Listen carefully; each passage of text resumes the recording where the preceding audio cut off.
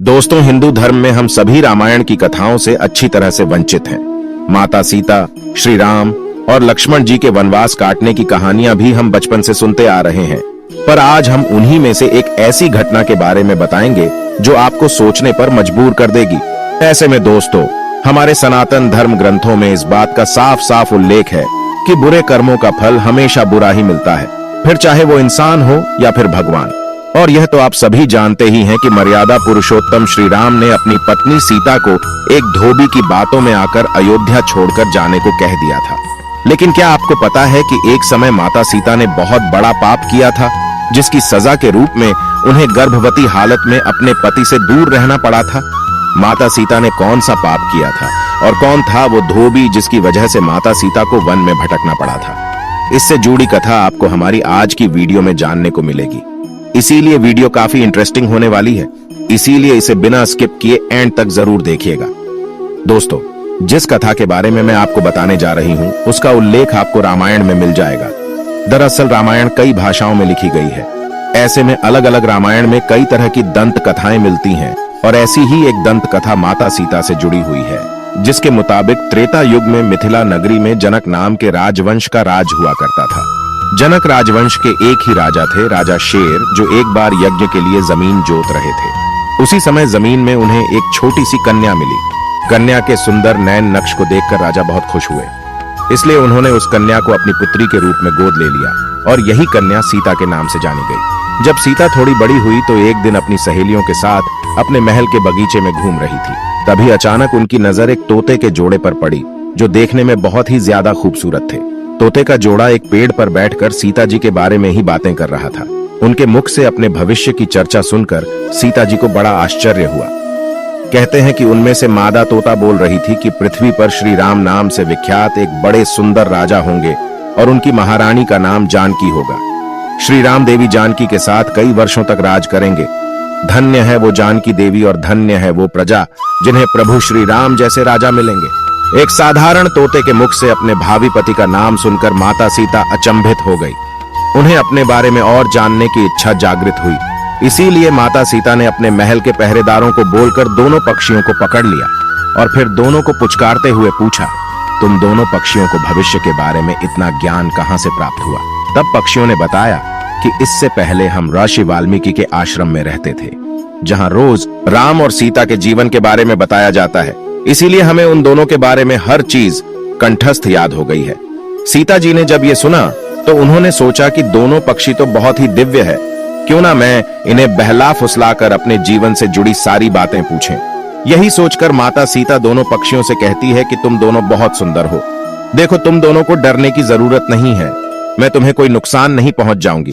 तुम बस मुझे ये बताओ कि राम कौन है और उनका विवाह जानकी से कैसे होगा। तब दोनों पक्षी बताते हैं कि महर्षि वाल्मीकि रामायण नामक एक ग्रंथ लिख रहे हैं, जिसमें उन्होंने बताया है कि महर्षि श्रृंगी के द्वारा किए गए पुत्रेष्टि यज्ञ से प्रसन्न होकर भगवान विष्णु मानव शरीर धारण करके उनके ज्येष्ठ पुत्र के रूप में जन्म लेंगे, जो कि प्रभु श्री राम होंगे।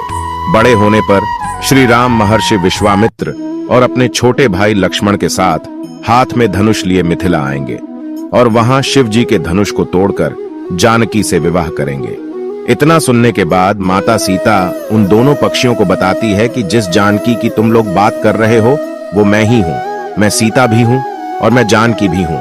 इसलिए तुम बताओ कि मेरे प्रभु श्री राम कैसे दिखते हैं। इस पर नर तोता माता सीता को बताता है कि श्री रामचंद्र का मुख कमल के समान सुंदर है।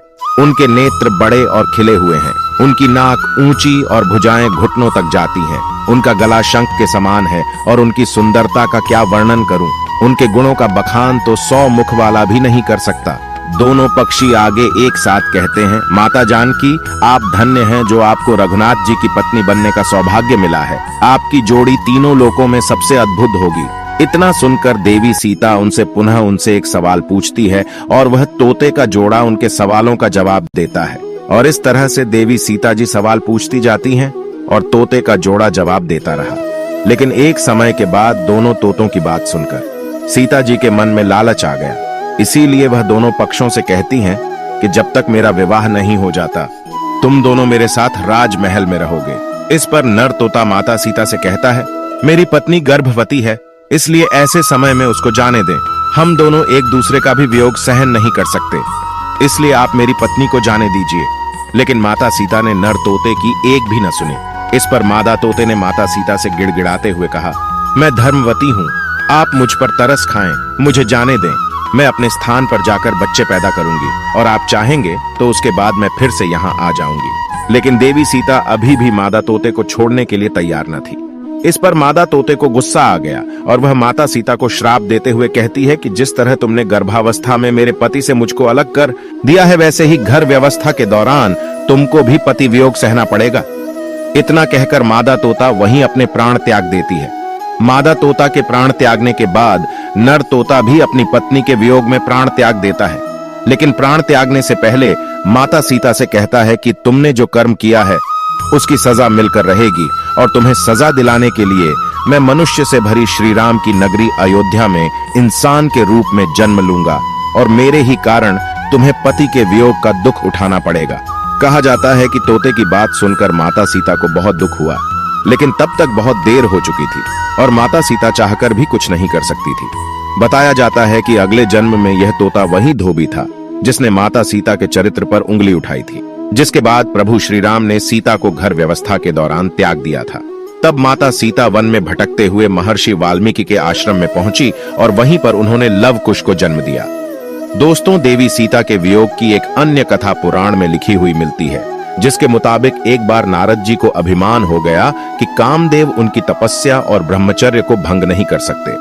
जब उन्होंने यह बात अभिमान में अपने आराध्य देव भगवान विष्णु जी को बताई, तब विष्णु जी ने नारद के घमंड को तोड़ने के लिए एक योजना बनाई और जब नारद मुनि जाने लगे तो उन्हें रास्ते में एक महल दिखाई दिया, जिसके अंदर की राजकुमारी को देखकर नारद जी मोहित हो गए थे। यह सब कुछ भगवान विष्णु की माया थी, लेकिन नारद जी को इसकी खबर न थी। राजकुमारी के सौंदर्य से नारद जी का तप भंग हो गया। इसीलिए नारद जी अब राजकुमारी को पाने के लिए भगवान विष्णु की शरण में पहुंच गए और उनसे कहा, हे प्रभु, आप मुझे अपना श्रीहरि का रूप दे दीजिए ताकि मेरा विवाह राजकुमारी से संपन्न हो सके। तब भगवान विष्णु ने कहा, हे नारद जी, कहीं ऐसा न हो कि आप इस रूप को लेकर बाद में पछताने लगे। दरअसल नारद जी राजकुमारी का रूप देखकर भूल गए थे कि भगवान विष्णु का रूप एक वानर का भी है और नारद जी के घमंड को तोड़ने के लिए भगवान विष्णु ने अपना वानर रूप ही नारद जी को दे दिया। जब नारद जी राजकुमारी के स्वयंवर में पहुंचे तब पूरी सभा नारद जी के बंदर वाले मुख को देखकर हंसने लगी और राजकुमारी ने भी इनके मुख को देखकर उन्हें वरमाला नहीं पहनाई। कहा जाता है कि उसी समय भगवान विष्णु उस सभा में पधारे जिन्हें देखकर राजकुमारी ने उनको माला पहना दी। ये सब कुछ देखकर नारद जी अचंभित हो उठे। उन्हें समझ नहीं आ रहा था कि क्यों सब लोग उन्हें देखकर हंस रहे हैं। तभी नारद जी को महल के पात्र में पानी दिखाई दिया, जिसमें उन्होंने अपना मुख देखा। पानी में अपना वानर वाला मुख देखकर नारद जी क्रोधित हो गए और क्रोध में उन्होंने भगवान विष्णु को श्राप दे दिया कि जिस तरह आज मैं स्त्री के लिए तड़पा हूँ, आप भी पृथ्वी पर जन्म लेकर स्त्री वियोग का सामना करेंगे। नारद जी के मुख से कठोर शब्दों को सुनकर भगवान विष्णु ने अपनी माया का प्रभाव समाप्त कर दिया। इसके बाद दोस्तों अपनी गलती का एहसास हुआ नारद जी को और उन्होंने क्षमा मांगी और कहा जाता है कि नारद जी के श्राप की वजह से भगवान विष्णु को अपने राम अवतार में माता सीता के वियोग का सामना करना पड़ा। तो दोस्तों अब आप हमें बताइए कि आपको क्या लगता है किसके श्राप की वजह से माता सीता को प्रभु श्री राम से दूर रहना पड़ा? अपने जवाब हमें कमेंट में दोस्तों जरूर बताइएगा। इसी के साथ आज के वीडियो में बस इतना ही। अगर वीडियो अच्छी लगी तो इस वीडियो को लाइक करें, शेयर करें और चैनल को सब्सक्राइब करके बेल आइकन को प्रेस करें ताकि आने वाली नई वीडियोस की अपडेट आपको मिलती रहे।